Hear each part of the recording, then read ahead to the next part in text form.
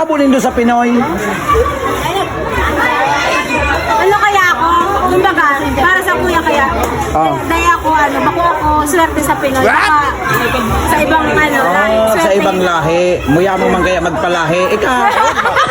Muya mo man malahian. Ha? Pinoy lang. Ayan. Ang Pinoy, sakto sana. What? Sakto sana. Medium size. Ano?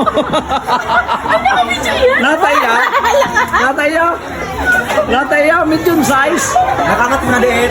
Nakangat mo na diet. Nakaangat mandang diet. 96%. Ikaw, men, sa tabo mo kang Pinoy. Matagal ba yan? Oy, matagas yung magtabi ang Pinoy. Matagas ang payo. Ayun ba?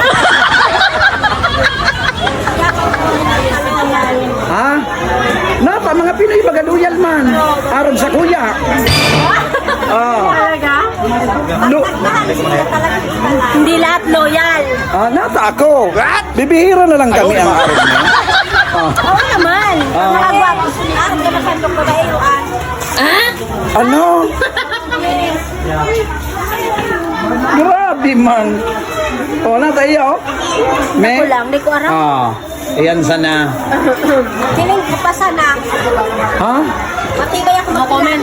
Ay, sus. Kaya kung mamamuya ka mga, hindi ka magpariribi-ibi, hindi ka mo sa gwapo iyo. Oy, mas worth it na maghanap ni gwapo at least gwapo kaysa lulukong pangit. Pangit na niloko ka. Ay, sala. Ngunyan. Ibaling lukong na ng gwapo. Mas gwapo kaysa hanap ka pangit. Hindi yan niloko ka pa. Ay, sus. Iyan kaya ang mga tigtataram sa Indo iyo. Umayan ka. Pag naumayan ka, ligyan ngayon ka nus kang hayop tayo. Ayun ba?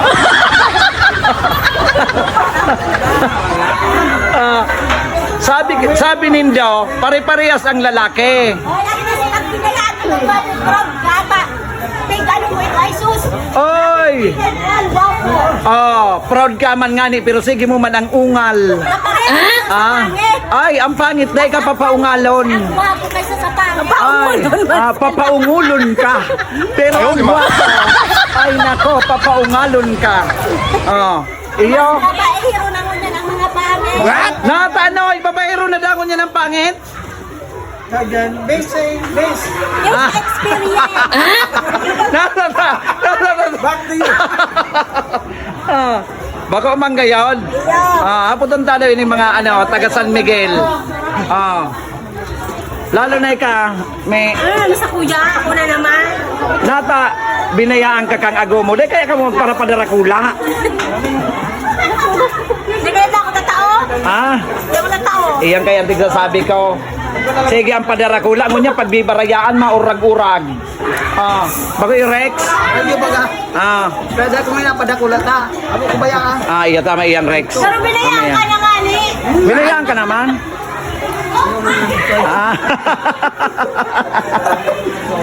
Ay ano na sana ini?